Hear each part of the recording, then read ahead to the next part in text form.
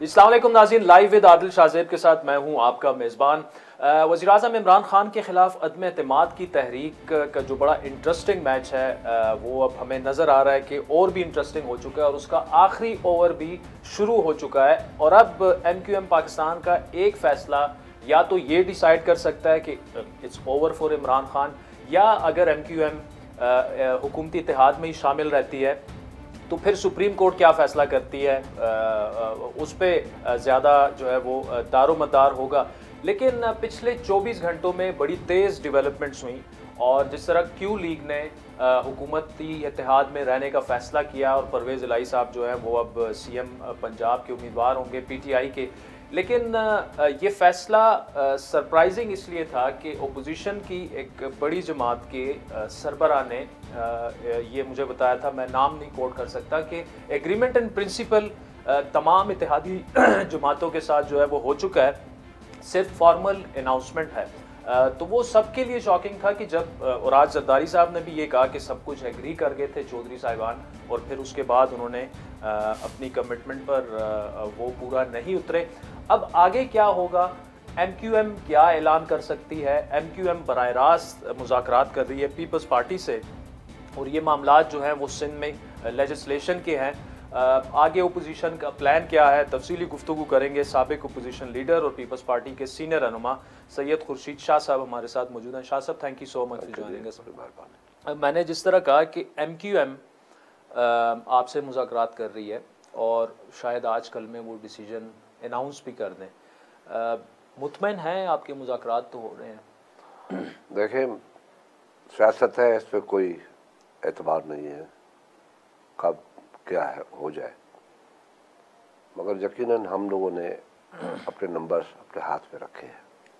ठीक, इस वक्त हमारे पास इत्तेहादी जो हमारे हैं उन समेत हम 170 के करीब, 169 170 के करीब। ठीक, और कम से कम 24 नंबर हमारे पास और भी है PTI के जो लोग आवाम की महंगाई की वजह से, अपनी सियासत की वजह से, अपने मसाइल की वजह से, अपने आवाम की प्रेशर की वजह से कतई ताल्लुक़ किया हुआ है PTI के साथ 24 तकरीबन।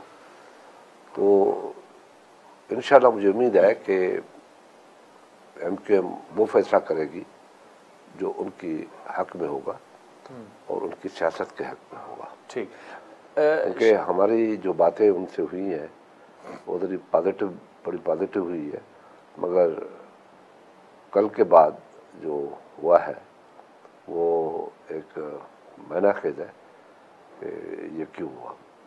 मगर जो इंफॉर्मेशन सियासी हलकों से है उसमें यकीनन ये चीज़ नज़र आ रही है कि तारिक बशीर चीमा ने बड़ा क्लियरली जो बात की है, तो उसमें आपको भी नज़र आएगा कि आज प्राइम मिनिस्टर के पास भी जो गए वो सिर्फ दो बंदे थे, या तीसरा काबिल लियाका था। चौधरी साहब के जो बच्चे थे वो शायद नहीं थे, चौधरी शुजात साहब के। और वो इतलात हमारे पास भी यही है कि चौधरी शुजात के जो 2 MNAs हैं प्लस तारिक बशीर चीमा, वो आपकी हिमायत का ऐलान करेंगे। उनसे पूछा भी नहीं गया, जो उनसे पूछा गया था वो एग्रीमेंट एक रात हो गई थी, तो अभी हो गई थी। अचानक ये एक पलटा खाया उन लोगों ने, 2 बाप बेटे ने। क्यों खाया? क्योंकि परवेज़ इलाही और मुनीस इलाही की आप बात कर, यही चीज़ इनको अपोजिशन दे रही थी, वो बड़ी ताकतवर हो गए। अब तो उनको इलेक्शन लड़ना है।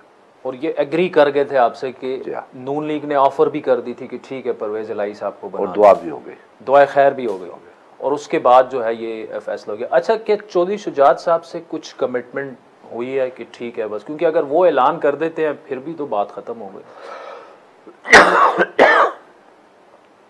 नेचुरली उनसे राब्ते तो होंगे, मुझे पता नहीं है मैं ये बात कहूँ, मगर नेचुरली राबित ज़रूर होंगे। अच्छा, फिर शाह साहब दोबारा अगर MQM की तरफ आ जाएं जहाँ तक मेरी मालूमात हैं उन्होंने आपसे अभी तक कोई मिनिस्ट्रीज़ की बात नहीं की, किसी और चीज़ की बात नहीं की। वो लेजिस्लेशन चाहते हैं जो 148 सुप्रीम कोर्ट का जो डिसीजन है, तो वो अगर आप सिंपल टेबल कर दें सिंध असम्बली में, वो इंशाल्लाह हो जाएगा। वो आज रात तक हमारी फाइनली ड्राफ्ट हो जाएगा। अच्छा, तो हमें वो टेबल करना है। और उनकी जो डिमांड इस वक्त तक हमसे है वो ये है कि सेंसस, हम भी सेंसस चाहते हैं। ठीक। प्रोविंशियल नेशनल अवार्ड हम भी चाहते हैं। और जो सुप्रीम कोर्ट ने डिसीजन दिया उस पर हम रिव्यू में भी नहीं गए, तो हम भी चाहते हैं। तो टाइम का मसला है, तो उनके टाइम को कवर करने के लिए हम बना के टेबल ड्राफ्ट करके टेबल करवा देते हैं। डिस्कशन 2 दिन चलती है, क्योंकि ये वो लॉ है जो कई मरतबा चेंज हुआ है जी। और ये वो लॉ है जिसमें पंजाब का अलग है तो खैबर पख्तूनख्वा अलग है तो खैबर, और इसी की वजह से बड़ी तलखी है। हर सूबे की अपने अपने हालात हैं। और लोकल गवर्नमेंट जो है वो सूबाई लेवल तो अपनी जगह पे है, मगर देह लेवल तक भी होती है। ठीक। तो उनके अपने अपने मसाइल होते हैं कि सिंध के मसाइल क्या है, अंदरूनी सिंध के, शहरी सिंध के क्या मसाइल है। उन सारी चीज़ों को देख के लोकल बॉडीज़ का कानून बनाया जाता है। ठीक। और जो अब आगे है कोर्ट से होके, तो यकीनन उस पर अमल भी करना है। ठीक। अच्छा शाह साहब, लेकिन MQM ने क्या ये यकीन दहानी करवाई है कि आप टेबल कर दें और हम ऐलान कर देंगे? वो आज इंशाल्लाह, मुझे उम्मीद है कि आज हो जाएगा। अच्छा, टेबल हो जाए तो उसके बाद वो ऐलान कर देंगे आपके साथ? तो आज जब बात हो जाएगी तो कल परसों तक टेबल हो जाएगा। ठीक। अच्छा, दोबारा आते हैं पंजाब की तरफ। अब तो जरदारी साहब बहुत सी वजूहात की वजह से हमें पता है कि वो शदीद नाराज़ हैं इस वक्त चौधरी परवेज़ इलाही से, लेकिन फिर भी क्या पॉसिबिलिटी है कि वो चूँकि बड़े करीबी ताल्लुकात भी रहे हैं, वो उनकी वजारत आला को सपोर्ट कर दे पीपल्स पार्टी? ये पॉसिबल है? आप मैं आपसे पूछ रहा हूँ सर। ये पॉसिबल है। मेरे इतनी बड़ी सियासत की है जी। वो सियासत आके एक नुक्ते पे हम वहाँ डिच करें मुस्लिम लीग नून को या JUI को या अदर पार्टीज़ को। एक हमने इसका नेचुरल जो सिंबल है इस अपोजिशन अलायंस का, वो ज़रदारी साहब है। सारी गेम उसने बनाई है और मिलके दोस्तों को आगे करके फिर पीछे खुद गए और उनकी मदद की है।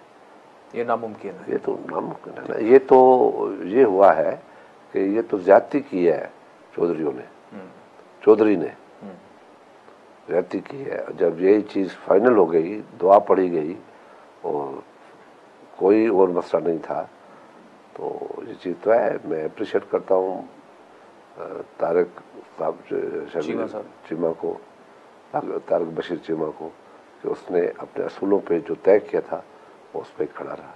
कोई ऐसा भी हो सकता है कोई दबाव आया हो परवेज़ इलाही साहब पे और वो इनकार ना कर सकते हो? कोई दबाव नहीं है, सवाल उसके बेटे ने। कभी कभी जो बच्चे होते हैं वो सियासत, माँ बाप की सियासत को ऊपर चढ़ाते हैं। कभी कभी बच्चों का दबाव जो है वो बनी बनाई सियासत को बिल्कुल तबाह बर्बाद कर देते हैं। शाह साहब, आप परवेज़ इलाही को डेकेड्स से, दहाइयों से जानते हैं, उनकी सियासत को भी, क्यों वो ऐसा फैसला करेंगे? बेटा जवान हो गया है, सियासत में आ गया है, वो फैसला करके आ गया। वो फैसला करके आ गया, बाप को कहा मैंने फैसला कर दिया। और वो तो ऐसा फैसला है कि बिल्कुल, खैर अभी तो शुजात साहब की एक स्टेटमेंट खुद ही मोनस ने जारी की कि जी कोई हमारे फैमिली में दरार नहीं है, वो नहीं है, लेकिन वो क्लियरली नज़र आ रहा है तारिक बशीर चीमा ने चूँकि शुजात साहब की मर्ज़ी से आपके पास आए हैं और जो है वो किया है, डिज़ाइन दिया है। तो देखें, ये पॉलिटिक्स नहीं होती है, इसको पॉलिटिक्स नहीं कहते, इसको धोखा कहते हैं। पॉलिटिक्स और चीज़ है। पॉलिटिक्स तो, मैं तो पॉलिटिक्स को इतना बेहतर समझता हूँ कि दुनिया में जो अगर पॉलिटिशियन है उसकी जो कमिटमेंट होती है वो बहुत इम्पोर्टेंट होती है, और जो पॉलिटिशियन कमिटमेंट करता है वो फाइनल होती है। पॉलिटिशियन अपनी कमिटमेंट से नहीं करता। जैसे फिर आप कहेंगे कि जुल्फ़िकार अली भुट्टो की कमिटमेंट थी लोग आवाम के साथ, जमहूरियत के साथ, वो आखिरी दम तक, ज़िंदगी तक कायम रहे, वरना वो चाहता तो कब का जिंदगी चाहती उसको, हुकूमतें चाहिए थी तो कब की कॉम्प्रोमाइज़ कर लेता। इवन बेनज़ीर भुट्टो को रोका गया कि नहीं, मगर उसकी कमिटमेंट थी डेमोक्रेसी के साथ, तो अपनी जान तक भी दे देते हैं सियासतदान। बाकी ये है कि आज इधर हूँ, इधर बात कर रहा हूँ, उधर दूसरी बात कर रहा हूँ। इस सियासत ने लोगों को भी हमसे नालायक कर दिया है। लोग भी नाला होते हैं कि ये क्या है, ये हमारे लिए क्या करेंगे। जैसे इमरान खान का मसला है, उसने कमिटमेंट एक की और करके और दिखाया, न करके दिखाया, उससे 20 गुना ज़्यादा जो पिछली हुकूमत थी उससे ज़्यादा मुल्क को मसाइल में डाल दिया। अच्छा शाह साहब, पीपल्स पार्टी के 6-7 MPs हैं पंजाब में, और ऑब्वियसली अब तो आपने कह दिया कि नामुमकिन है परवेज़ इलाही को सपोर्ट करना, तो अपोजिशन कैंडिडेट 2 नाम सामने आ रहे हैं। अलीम खान भी हो सकते हैं, हमजा शहबाज भी हो सकते हैं। अलीम खान चूँकि PTI से, वो एक्सेप्टेबल होगा पीपल्स पार्टी के लिए? हमारे लिए कोई पंजाब का मसला है, हम अपने 7 वोट उनको दे देंगे, हो सकता है 2 और मेंबर भी दे दे। और दूसरा अलीम खान है और तरीन है, तरीन के पास भी 8-10 वोट है, अलीम खान के पास भी 10-12 वोट है। वोटों की इतनी तादाद चाहिए। 165 वो है, 7 हमारे 172, 10 और चाहिए। नहीं, लेकिन आप अलीम खान एक्सेप्टेबल है पीपल्स पार्टी के लिए अगर वो अपोजिशन का कैंडिडेट हो जाए तो? हमें कोई इतराज़ नहीं है, ये गेम है सीधी सी, उनके पास 1 वोट है, 165, उनको फैसला करना है। ठीक, हमें फैसला, हमारे लिए जैसा बोझदार इसलिए हमें कबूल नहीं कि उसकी करप्शन ने एक इंतहाई गंदगी मचाई पंजाब में, और दूसरों को करप्ट करने वाला वो खुद ही किस किस केसों में फंसा। हमें तो इतना भी इल्म है कि जो डायरेक्टर एक्साइज शराब या हीरोइन के में फंसा था और इल्ज़ाम बोझदार के ऊपर था, तो उसके सर पर डाल के उसको जेल में सुपर 1 लाख बना के दे दिया, और खर्चा बर्चा भी जो बाहर है वो पे होता है कि तुम्हारी हर जमानत हो जाएगी, फिक्र में करो, अपने ऊपर ले लो। चले खुर्शीद शाह साहब, ये गुफ्तगू जारी रखेंगे। नाज़रीन, वक्त चाहता है एक ब्रेक का, जिसके बाद शाह साहब से ये इंटरेस्टिंग गुफ्तगू जारी। वेलकम बैक नाज़रीन। साबिक अपोजिशन लीडर और पीपल्स पार्टी के सीनियर रहनुमा सैयद खुर्शीद शाह साहब हमारे साथ मौजूद हैं। शाह साहब, ये बताइएगा, एक इमरान खान साहब ने एक ख़त लहराया जलसे में और कहा कि जी ये कॉन्फिडेंशियल है और मुझे निकालने के लिए इंटरनेशनल कॉन्स्पिरेसी हो रही है, और अब वो मामला बड़ा सीरियस हो चुका है। अगर वाकई ऐसा है, वो तो प्रूव अब खान साहब को करना है कि असल में ख़त वो है क्या, मरासला है, ख़त है, किसने लिखा, कैसे लिखा। तो क्या पीपल्स पार्टी इमरान खान के साथ खड़ी होगी अगर ये पाकिस्तान के खिलाफ और उनके खिलाफ गैर मुल्की साजिश? पहली बात तो उसने ख़त नहीं लहराया, आपको मैं ठीक करूँ, उसने कागज़ लहराया, एक सफ़ेद कागज़ था 4 हिस्सों में बंद, ये मेरे पास आया है, उसका एक ख़त है। वो जिसको नहीं दिखाना चाहता तो जेब में डाल के घूम रहा है। इसका पहला स्टेप ये होना चाहिए था, नेशनल सिक्योरिटी में जाना चाहिए था कि भाई ये देखो पाकिस्तान को खतरा है सबसे पहला। और ये अगर खत है और ये नेशनल सिक्योरिटी में नहीं गया, ये खुद बहुत बड़ा जुर्म है, बहुत बड़ा जुर्म है कि पाकिस्तान के खिलाफ साजिश हो और वो किसी को पता ना हो, और जिसको पता हो वो न बताए तो वो मुजरिम है, पाकिस्तान की इंटीग्रिटी और सॉवरेनिटी का मुजरिम है। ये तो मुजरिमाना काम किया है इमरान खान ने, जुर्म किया है अगर है तो। अगर झूठ है तो फिर भी जुर्मदार है कि दुनिया को पाकिस्तान के खिलाफ इस्तेमाल करना, क्योंकि दुनिया का ही मसला नहीं। भुट्टो साहब का ख़त ये असल में इसकी आखिरी तकरीर थी।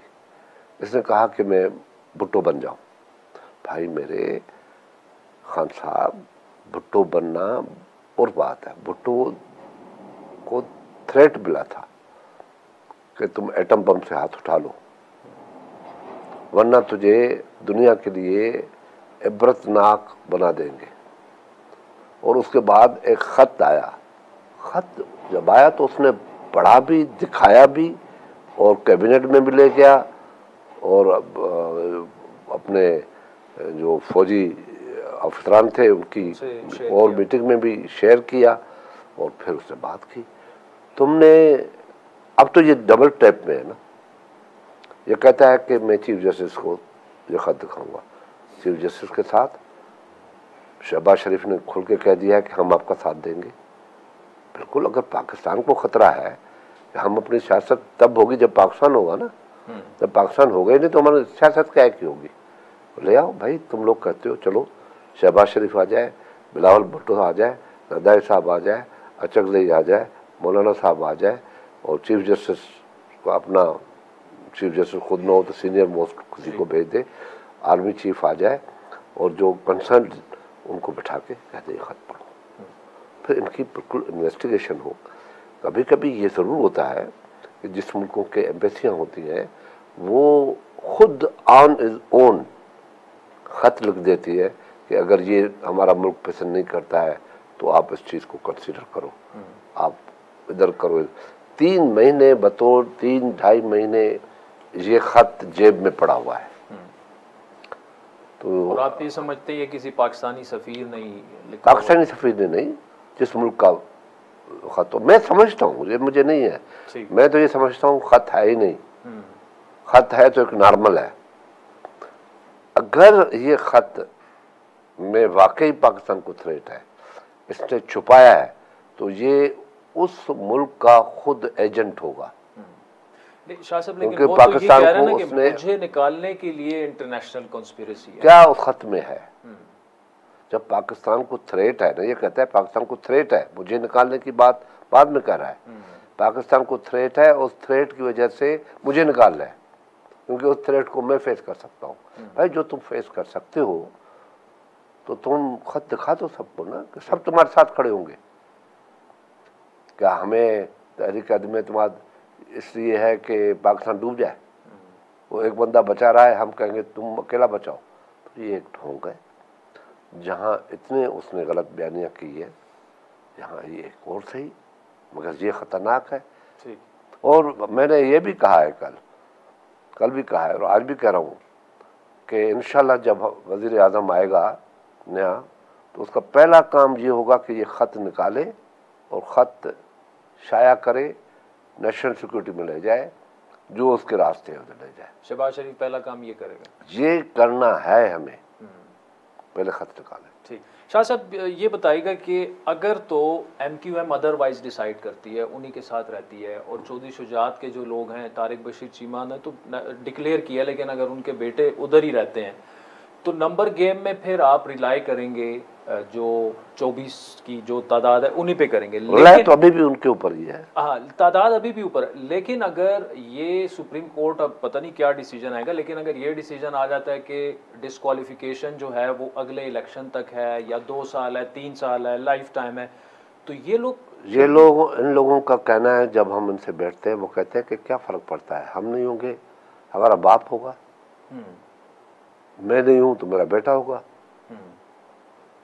वोट तो हम पब्लिक के लिए दे रहे हैं ना, कि जो पब्लिक के साथ कमिटमेंट करके हमने टिकट ली और टिकट के बाद हमसे धोखा हुआ। सुप्रीम कोर्ट से जो भी फैसला आए वो आप लोगों के साथ खड़े हैं? ये खड़े हैं, और वो कहते हैं कि हमारे साथ धोखा हुआ है। हमें दिखाई चीज ये गई कि ये MOU है, मेरा एग्रीमेंट है पब्लिक के साथ, आप मेरे साथ आओ, और हम उनके साथ गए, हमें धोखा दे के टिकट दी गई है। मतलब वो लाइफ टाइम डिस्क्वालिफिकेशन के लिए भी तैयार है? वो कहते हैं कि हम नहीं तो हमारा बेटा सही, हमारा भाई सही, हमारा बाप सही, लेकिन ये फैसला चेंज नहीं होगा। चेंज नहीं होगा। अच्छा, कुछ बातें ये भी चल रही हैं कि आपको शायद स्पीकर बनाया जा रहा है, जरदारी साहब या मौलाना साहब प्रेसिडेंट बनेंगे, चेयरमैन सेनेट जो है वो गिलानी साहब होंगे, ये सब कुछ तय हो चुका है या अभी फिलहाल रूमर? नहीं जी, ये बिल्कुल तय नहीं हुआ है, सिवाय प्राइम मिनिस्टरशिप के। उसके बाद ये तय करेंगे आप? तय करेंगे। कैसे तय करेंगे? बड़ा कोई मसला नहीं है। हमें देखिए, पीपुल्स पार्टी के ऊपर आप आंखें बंद करके रिलाय किया करें। हम इक़्तिदार के लिए जंग नहीं करते, कुर्सी के लिए हमारी जंग नहीं है। पीपुल्स पार्टी कैबिनेट में शामिल होगी? वो फैसला बाद में होगा। अच्छा, हमें बिलावल साहब ने तो कल हमारे इंटरव्यू में कहा, मैं कोई किसी ओहदे का उम्मीदवार नहीं, मैं नहीं। तो हम नहीं है ना, मैंने आपको बताया ना कि पीपल्स पार्टी में और जमातों की बात कभी भी इक़्तिदार की जंग में नहीं गई है। वो अपने हमारा मकसद है मुल्क में जमहूरियत हो, हमारा मकसद है मुल्क में खुशहाली हो, हमारा मकसद है मुल्क की मैशत बेहतर हो। हम हाथ आगे करके बेगर बन के चूदर नहीं बनना चाहते कि हम बेगर बन जाएं और फिर चूदर भी हो। हम एक कौम को अपने पाँव पे खड़ा करना चाहते हैं और ये हमने किया। ये नहीं है कि ये हमने सिर्फ बात कर रहे हैं, हमने किया, कौम को खड़ा किया, कौम को इस लायक बनाया कि हम अपने जो इंपोर्ट थी उसको कम किया। गंदम इंपोर्ट करते थे, हमने एक्सपोर्ट की। चीनी इंपोर्ट करते थे, चीनी एक्सपोर्ट हुई। कॉटन हमने कम से कम 80 लाख बेल एक्सपोर्ट की। आज आपके पास 80 लाख बेल भी नहीं पूरी हो रही। गंदम इस साल फिर 20% शार्ट है।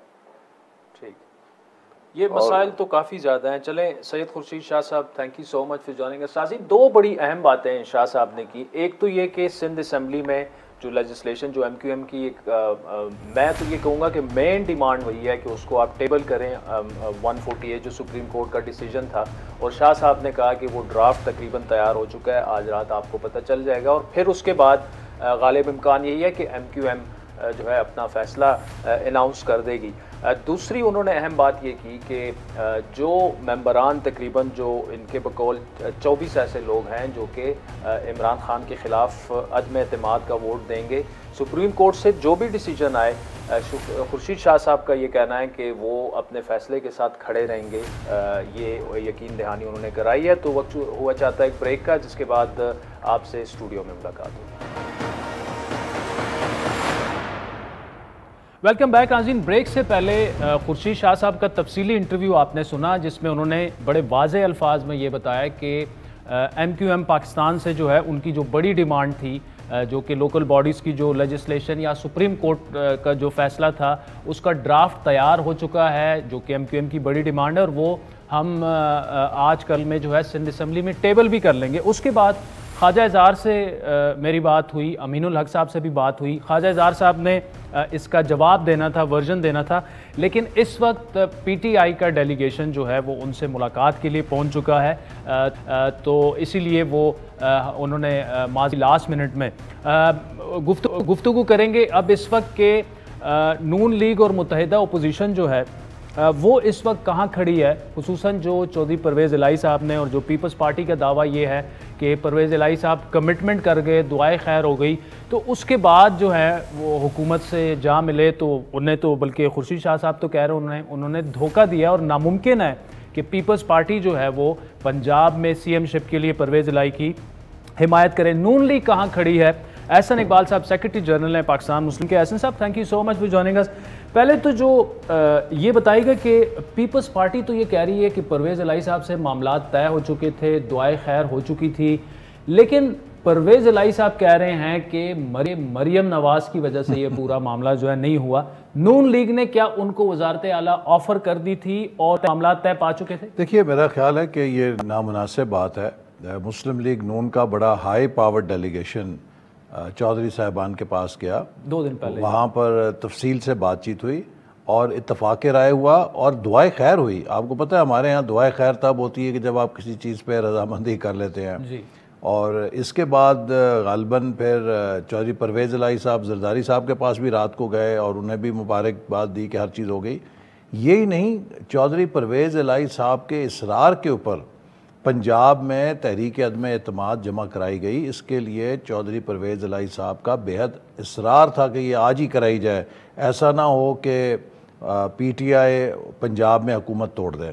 तो वो भी हमने अचानक उसको भी किया, तो हर चीज़ सेट थी। अब मतलब आपने 100% वजारत आला ऑफर कर दी? जी, सब कुछ उनके साथ। ये जो कहा जाता है कि जी नून लीग में कुछ लोग जो हैं वो अगेंस्ट थे। देखिए, पहली बात यह है कि आपका ख्याल है कि नवाज शरीफ साहब की इंडोर्समेंट के बगैर पार्टी का सीनियर डेलीगेशन जाके किसी किस्म की पेशकश कर सकता है? अगर उन्होंने पेशकश की तो यकीनन नवाज शरीफ साहब की तायद उसमें शामिल थी। तो मेरा ख्याल है कि चौधरी परवेज़ इलाही साहब ने जो कुछ किया है ख़ुद अपना नुकसान किया है, हमारा नुकसान नहीं किया।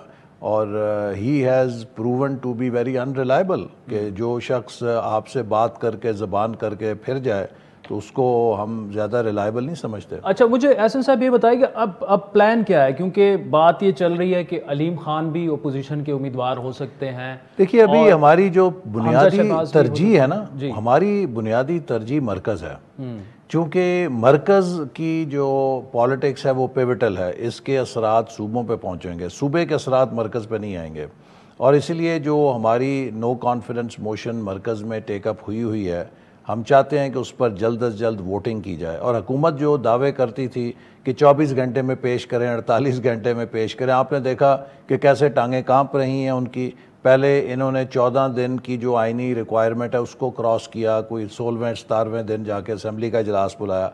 अब भी जो उसमें 3 दिन की मुद्दत है उससे इतलात हैं कि ये 7 दिनों तक खींचेंगे, जो मैक्सिमम लिमिट है जी। अगर आप इतने पुरएतमाद हैं तो पहले दिन ही वोटिंग करा के बेयकीनी को ख़त्म करें ताकि दूध का दूध पानी का पानी हो जाए। सब प्रायोरिटी तो मरकज़ है, लेकिन चूंकि अब एतमाद की तहरीक वहाँ पे पेश हो चुकी है तो साइमल्टेनियसली आपने उसकी तैयारी भी करनी है।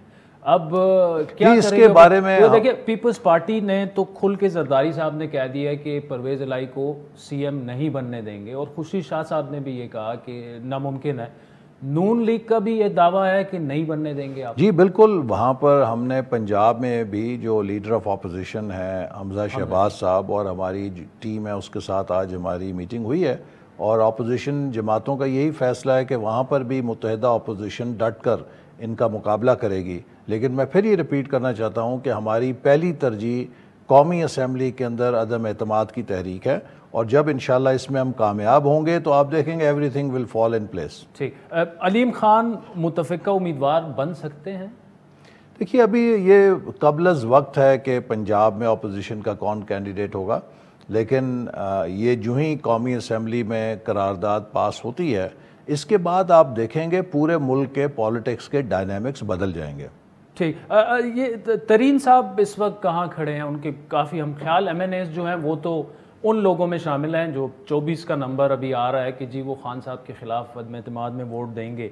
उनसे क्या राब्ते हैं ओपोजिशन के? देखिए, जितने भी इस वक्त, जैसे आपने देखा कि मरकज़ में एक बहुत बड़ी तादाद थी अरकान की, हुक्मरान जमात के इत्तेहाद की, कि जो नालां थे हुकूमत की पॉलिसियों से, और वो हुकूमत को वोट देकर अपने हलके के अवाम के सामने अपनी पोजीशन को एम्बैरस नहीं करना चाहता, चूँकि अवाम का दबाव है कि इस हुकूमत से डिस्टेंस करें।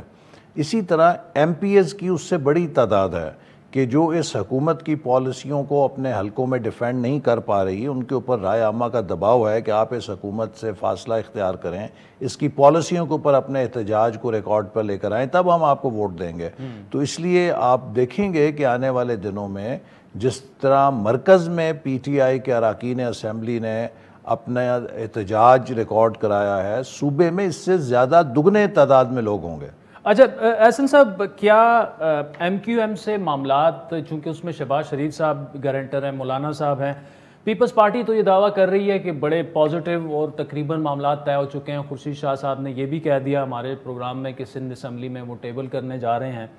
फिर क्यों MQM जो है आपके ख्याल में तजब्जुब का शिकार है? देखिए, ये किसी भी जमात का हक है कि वो टाइम ले, अपना फैसला करे, लेकिन कल रात हम सब शरीक थे, पीपल्स पार्टी MQM के साथ मुज़ाकरात में, मुस्लिम लीग नून का डेलीगेशन भी था, मैं भी था, अख्तर मैंगल साहब कन्वीनर हैं उस कमेटी के, वो बल्कि जलसे में नहीं गए, इन्हीं मुज़ाकरात को फैसिलिटेट करते रहे। और मैं ये बात ज़रूर कहना चाहूँगा कि बहुत अच्छे माहौल में कल रात बातचीत हुई। पीपल्स पार्टी ने किसी, वो तो आपकी परवेज़ इलाही से भी हो गई थी, अब ये तो देखिए ना, ये तो अब अपना अपना तर्ज अमल है, और हर जमात के लिए खुद अपना तर्ज अमल है कि वो इस बात का फैसला करे कि वो क्या चाहती है। जहाँ तक MQM के मुतालबात हैं, हमारे सामने सिंध हुकूमत की तरफ से चीफ मिनिस्टर भी थे, पीपल्स पार्टी भी थी, उन्होंने किसी किस्म के तहफ़्फ़ुज़ात का इजहार नहीं किया। उन्होंने तकरीबन मनोवन इत्तफ़ाक़ किया कि जो सुप्रीम कोर्ट का फ़ैसला है लोकल गवर्नमेंट का, उस पर हम अमल दरामद करेंगे। इसी तरह MQM से भी कहा गया कि मज़ीद आप अगर इस बारे में कोई तहफ़्फ़ुज़ात रखते हैं तो आप अपना जो भी पॉइंट्स हैं उन्हें लिखें, उनको देखकर हम उसके ऊपर दस्तखत करने के लिए भी तैयार हैं सब मिलकर, ताकि आपको एक कंफर्ट मिल जाए। तो अब हम देखते हैं कि MQM क्या फैसला करती है। मुझे यकीन है, देखिए MQM और काफ लीग में फ़र्क है। काफ लीग चंद इलेक्टेबल्स की पार्टी है, MQM जो मिडिल क्लास पार्टी होने का दावा करती है और उसमें एक है भी मिडिल क्लास लीडरशिप, वो अवाम को और अपने वोटर्स को जवाबदेह है। और मैं नहीं समझता कि वो अपने वोटर्स के दबाव के बगैर या उनकी आवाज़ को इग्नोर किए करके कोई ऐसा फैसला कर सकती है कि वो हुकूमत के साथ चले जाएं। उनके वोटर्स का उन पे प्रेशर है कि PTI ने तो 14 सीटें उनसे छीनी हुई हैं कराची के अंदर। ठीक है एहसन साहब, मुझे एक ब्रेक लेनी है नाज़रीन, ब्रेक के बाद एहसन इकबाल साहब से गुफ्तगू जारी रखें। वेलकम बैक नाज़रीन, मुस्लिम लीग नून के सेक्रेटरी जनरल एहसन इकबाल साहब हमारे साथ मौजूद है। एहसन इकबाल साहब, एक इतला ये भी है कि चौधरी शुजात साहब ने जरदारी साहब को कॉल करके ये कहा है कि जो कमिटमेंट आपसे हुई थी हम उस पर पूरे हैं और 3 से 4 वोट जो हैं वो हम अपोजिशन को ही देंगे। और ये बड़े क्रेडिबल और हाईली रिलायबल सोर्स ने बात मुझे नहीं पता, लेकिन चौधरी शुजात साहब एक बहुत रिस्पेक्टेबल इंसान है, उनकी अक्रॉस द बोर्ड सब इज्जत करते हैं, is a man of word, ये सब जानते हैं। तो लेट्स सी क्या होता है। नहीं, लेकिन अगर ऐसा हो जाता है और वो डिक्लेयर कर देते हैं फिर तो MQM अगर ना भी आए तो नंबर गेम। देखिए अल्हम्दुलिल्लाह इस वक्त हमारे पास तकरीबन आपने देखा 161 लोगों ने तो वोट किया, इसके बाद बाप पार्टी ने भी वोट किया, इसके अलावा शाहजैन बुगटी आ गए, अब भोतानी साहब भी आ गए, 2 और MNAs हैं कि जो उस दिन हाजिर नहीं हुए थे, अली वज़ीर उनमें एक शामिल हैं और एक और MNA है। तो टोटल जो है तकरीबन इस वक्त जो हमारा 100% स्ट्रेंथ है वो 169 पे पहुंची हुई है। और अगर इसमें MQM आ जाती है फिर तो क्लियर 172 हम क्रॉस कर लेते हैं। लेकिन अगर MQM नहीं भी करती तो जैसे आपको पता है कि 20 के करीब खुद अराकीन है PTI के जो हुकूमत के साथ इस तहरीक अदम एतमाद पे उसके खिलाफ वोट करना चाहते हैं। तो लिहाजा ये एक बड़ा सेफ मार्जिन है। हुकूमत 172 पर नहीं है, उसकी 178 की जो तादाद थी वो कम हुई है, जिसमें उसने एतमाद का वोट लिया था, उसमें एक उनके MNA फौत हो गए हैं, तो ये 177 है। इसमें से अगर आप 20 निकाल लें जो उनके अपने लोग हैं तो ये 157 आ जाते हैं। फिर उसके बाद बाप पार्टी निकाल लें और दीगर जो लोग हैं तो ये 150 के ऊपर इस वक्त हुकूमत खड़ी है, जबकि 172 की अक्सरियत होती है ऐवान में। अच्छा एहसन साहब, एक और बड़ा अहम इशू चल रहा है, कंट्रोवर्सी, ख़त को लेकर कि जी मरासला था और जो खान साहब ने अपने जलसे में भी दिखाया कि जी पाकिस्तान के ख़िलाफ़ साजिश है, उनको इक़्तिदार से हटाने की ये आलमी साजिश है। अगर वाकई साजिश है, जो हमें पता नहीं, जब तक कि वो ख़त के मंदरजात या जो भी जैसे भी है वो आ जाती है, तो मुस्लिम लीग नून क्या फिर खान के साथ नहीं होने? देखिए हमने मुतालबा किया है खान साहब, अगर ये रियासत के ख़िलाफ़ कोई हमला है या बैरूनी साजिश है तो आप इसको पार्लियामेंट में पेश करें, इन कैमरा हाउस बुला लें, इन कैमरा सेशन बुला लें, और वाकई अगर पाकिस्तान के ख़िलाफ़ कोई मैली निगाह से देख रहा है तो हम सब मिलकर उसका मुकाबला करेंगे। लेकिन ना ये ख़त है ना ये साजिश है, ये खान साहब के ज़हन की इख्तरा और ड्रामा है। मैं जेब से कागज़ निकालूं और कहूं कि शाहजेब साहब ये बड़ी साजिश है, मेरे ख़िलाफ़ साजिश हो रही है, लेकिन मैं आपको कोई कागज़ नहीं दिखाऊंगा, ये बस मेरी जेब में ही है और ये किसी बड़ी आलमी ताकत ने मुझे ख़त लिखा है। तो ये बच्चों का खेल है भाई। You are prime minister of a nuclear country. मैं तो समझता हूँ कि खान साहब जो हैं अब पाकिस्तान की सलामती के लिए ख़तरा बन चुके हैं, अपनी सियासत के लिए ये पाकिस्तान की खारजा पॉलिसी को दाव पे लगा रहे हैं, अपने इक़्तिदार को बचाने के लिए इन्होंने सुप्रीम कोर्ट को तनाज़े में झोंक दिया है। ये जो रेफरेंस भेजा गया है सुप्रीम कोर्ट में, इसका मतलब ये है कि सुप्रीम कोर्ट उनको बेल आउट पैकेज दे और उनको तहरीक अदम एतमाद से बचा के अवाम के सामने खड़ी हो जाए। इसकी क्या और जस्टिफिकेशन है? इसी तरह जो फ़ौज के साथ ये जुमलेबाजी और बयानबाजी कर रहे हैं और कहते हैं कि मैं माइंड गेम का बड़ा मास्टर हूँ, तो इस वक्त ये कोशिश कर रहे हैं कि पाकिस्तान के इदारों को मैनिपुलेट करें ताकि किसी तरह से अपनी डूबती हुई कश्ती को बचा सकें। आप ये खेल कैसे पाकिस्तान के अंदर कर सकते हैं? अगर आप एक स्पोर्ट्समैन हैं तो आपको तो नतीजा देख के विन और लूज़ विद अ स्माइल, ये एक स्पोर्ट्समैन की क्रीड होती है। आपको तो अब मैदान छोड़ देना चाहिए। देखिए खेल में तमाशाई भरने से आप मैच नहीं जीतते कि आप स्टेडियम के अंदर तमाशाई ला दी जाए जी मैं मैच जीत जाऊंगा। मैच जीते विनिंग स्कोर पिच के ऊपर पोस्ट करने से। खान साहब 172 का स्कोर अगर पोस्ट कर सकते हैं, यू आर अ विनर। लेकिन अगर आप वो नहीं कर सकते, यू हैव लॉस्ट इट। ठीक, चलें एहसन इकबाल साहब, thank you so much for joining us. नाज़रीन, आज के प्रोग्राम के फीडबैक के मुंतज़िर रहेंगे। हमारा ट्विटर हैंडल है @आदिल शाज़ेब। मुझे मेरी टीम से इजाज़त दीजिए। हर पीर से जुमेरात अपने पसंदीदा show live with Adil Shahzeb को यूट्यूब पर देखने के लिए डॉन न्यूज़ के ऑफिशियल यूट्यूब चैनल पर आएं और सब्सक्राइब करके बेल आइकॉन भी प्रेस करें।